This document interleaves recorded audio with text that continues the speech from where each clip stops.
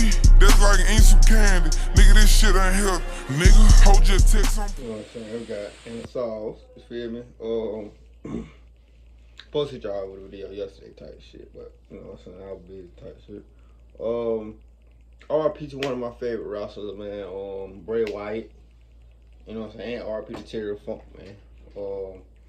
I've been watching Bray Wyatt ever since he was in NXT and kept NXT with Cody Rhodes. I'm talking about. I don't know if NXT still go like that, but I used to watch it back there when they used to be co-signed with other people. I mean, other people that was already on the roster type shit. But yeah, man, we got Anna Sauce, man. First the fourth degree burns. 80% of his body syphilis. Oh yeah, it was crazy. It was real crazy. I wouldn't think nobody would do that to a 91-year-old. It wasn't just 91-year-old. This is George Stewart. In 2015, he broke into his elderly neighbor's home, beat him to death, and set him on fire. And then, like that wasn't enough, he appeared on the evening news talking to reporters about the incident. His family even believed he was innocent. My brother had never been in any trouble in his life. Never. But evidence would show a completely different story. So what really happened, and why did George kill his defenseless 91-year-old neighbor? Let's explore.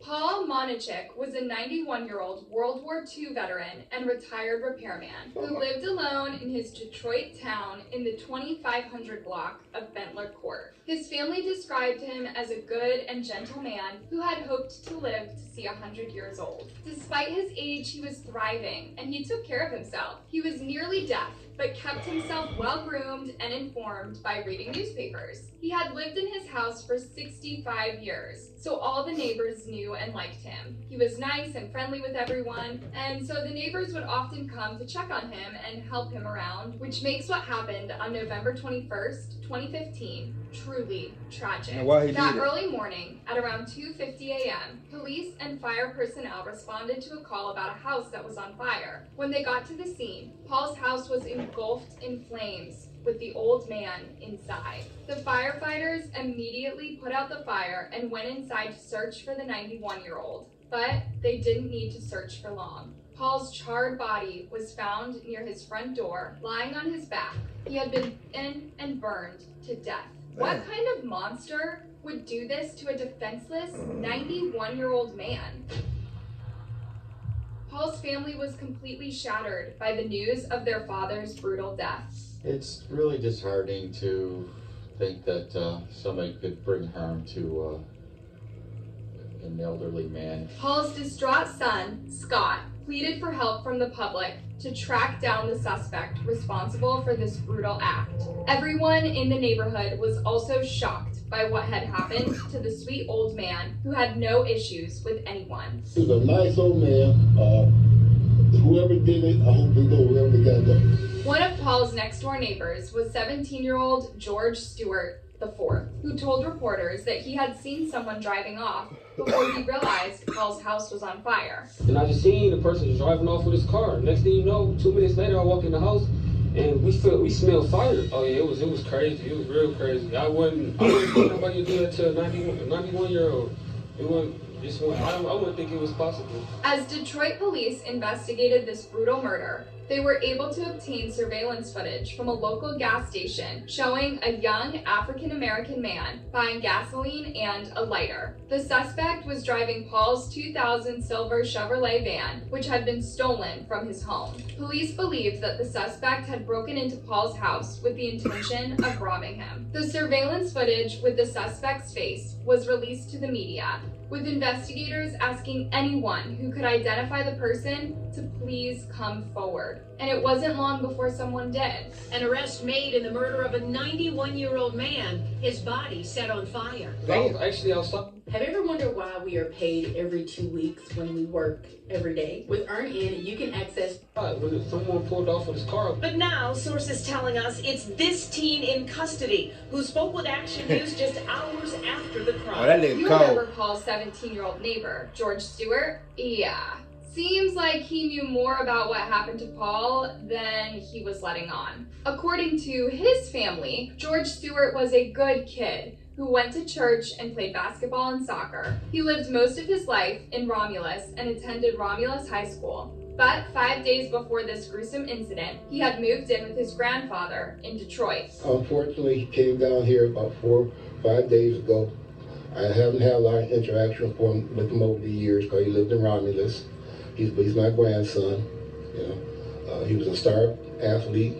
Man, I'm not care about that. Any other trouble. Interestingly, some of George's relatives were actually the ones that called the police and identified him as the person in the video. But when relatives of 17-year-old George Stewart IV saw That'd be this your own video people of the too, though. suspect in the murder of their next door That'd be your neighbor, own people. they admitted to police they saw similarities to young George. The police raided the Stewart family home and found other evidence linking George to the crime. This included Paul Monchnick's cell phone, which was found in the backyard of the home, and a can of gasoline, which was found inside Paul's car. George's grandfather and a few family members would later accompany the team to the police station to turn himself in, though they all hoped that the police were mistaken and George would be cleared as a suspect. We turned him in. We escorted him to the homicide that we would bring him in.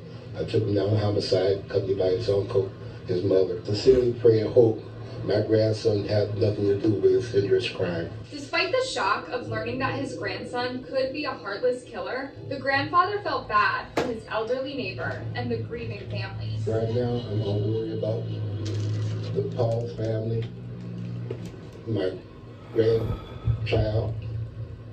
I still love him unconditionally. The statement that Paul's father made about beating the punks off the street, I've always agreed with. I'm sorry that I'm here talking to you guys. I hope no other grandfather, father, or parent have to go through this tragedy. It's a tragedy for Paul. It's a tragedy for my family too. Meanwhile, George was charged with murder, felony murder, and burning a dwelling. Still, his immediate family members, including his mother, could not believe that he was capable of committing such a heinous crime. A family friend also defended him, saying, "It's an unfortunate situation on both sides. I think there's more to the story than what's being told." But was George really innocent, or was his family just too blind to see him for what he truly was? A cold-blooded killer. I wouldn't blame them though, because no one wants to believe that someone they love and care for could be capable of hurting innocent people. Yeah, that's true. We all want to see the best in people we love, and because of this, we tend to misread the red flags that show us their true nature until it's too late. In December 2015, a preliminary hearing was held to determine if there was enough evidence for the case to go to trial. And that's when the chilling details of how Paul Monchnick was killed were revealed. The prosecution said in their opening statement, "The alleged facts in this case are that the defendant killed his elderly neighbor by beating him and attempting to burn the evidence. The word heinous does not even begin to describe this crime." Several witnesses were called in to testify, including a Detroit Fire Department investigator who was at the scene and testified that he believed the fire at the home started near where Paul's body was found. Damn. There was so many combustibles, things that surrounding the victim. At first, I could not tell if it was next to the victim and kind of radiated toward the victim, or the victim himself and radiated out. But at the conclusion of my investigation, the victim was pretty much in the center of the area. The investigator also described the injuries that he saw on Paul's body. There was an injury to the head. Damn. He had lacerations. Now why did he do it? He ain't get no money. He had or nothing. He just killed the man. appeared to be an indentation on his torso. A medical examiner also took the stand and gave chilling details about the condition Paul's body was in. An autopsy had found Paul Monchnick's stomach. Someone would have to come through the mouth. He could have drank it, or he could have been unresponsive. His mouth was open and gasoline entered his mouth. That's really horrible, but it gets worse. The decedent had first to fourth degree burns on 80% of his body surface. What an awful way to go. Two of George's great aunts also took to the stand and testified of how they saw the photos from the surveillance footage on the news and identified their nephew. One of the aunts said she didn't recognize him at first because the photos were dark, but upon a second glance, it's when she realized it was him. The video relating to the crime, did you recognize somebody? Maybe your own family too, though. The first time, no. At some point? Knock Yes, your I ass did. off. And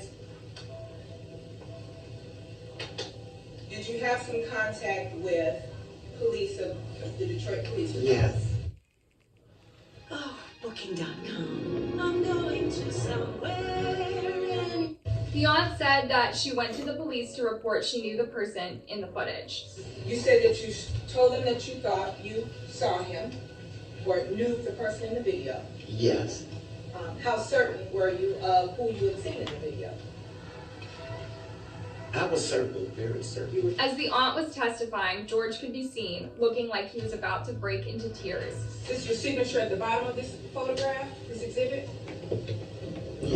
All right. And did you indicate on that photograph that you recognized the defendant in that photograph? Yes.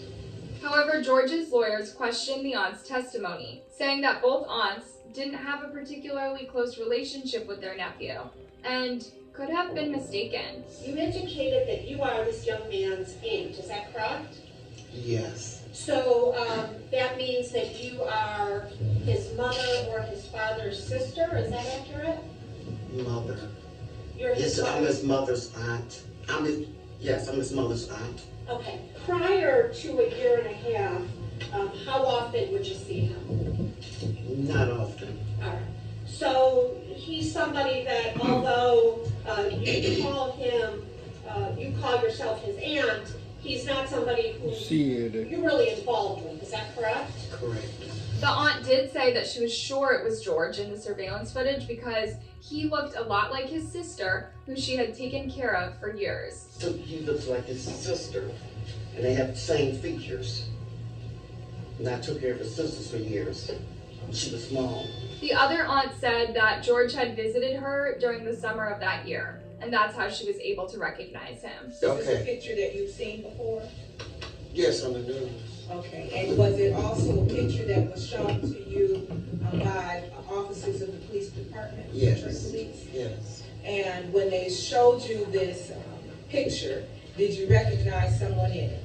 Yes. But the aunts were not the only ones that had identified George in the surveillance footage. A police officer who was assigned to Romulus High School also contacted police after seeing the photos of George in the news. He said that George was a student at the high school and that he saw him a week before the murder. I told him that person was George Stewart. The gas station attendant who had picked George from a police lineup testified in court that George came into the gas station early that morning before the murder and bought 50 cents worth of gasoline and a lighter. I saw this guy in the gas station. He came out and bought the gas the same night. The attendant went on to say that George looked nervous and scared when he showed up at the gas station with a big gas can. But the most moving testimony of all came from Paul's son, who told the court about getting a chilling phone call at 3 a.m. telling him about the incident. Yes, I got a call from the neighbor that said your father's house is on fire. When he arrived at the scene, he found his lovely childhood home burned and blackened, and blood on the floor from where his father had been beaten to death. Can you imagine seeing your dad or someone you love in such a condition? That's something that stays with you for a while. Scott said the scene from hell has traumatized his family and will haunt him for the rest of his life. The terrible, sickening feeling I get thinking that my dad's last hour on earth was filled with horror and pain. What they give his ass? He did this shit for no Scott reason. said one of the things he noticed missing from the home was his father's older model van. Yes, where's the van? And nobody could tell me. At the end of the hearing, the judge ruled that there was more than enough evidence to take the case to trial. Before he made his ruling, the judge said that it was sad that Paul lived as long as he did, and chose to stay in the city of Detroit, only to meet his end the way that he did. Wow, bitch ass nigga. Good about this case at all whatsoever. To avoid trial, George would plead guilty of all the charges and apologize to Paul's family for the pain he caused them. Oh man, Someone should be able to lead this world like that. You know, understand that Mr. Munchkin Man, was shut your bitch ass up, man. He deserved to die like he did. How many? Eventually, George was sentenced to 30 to 60 years in prison, but his family still insists he was innocent. My brother have never been in any trouble in his life. Alright, man, I don't give a fuck about none of that. Really, brother, the nigga did it. You can't take that back. But anyway, man, give your thumbs up, like, share, and subscribe. See y'all motherfuckers on the next video, man, which is probably tomorrow, Sunday, yeah, so give your thumbs up, like, subscribe, see y'all motherfuckers on the next video. Let's ride, man. Have a good Saturday, too.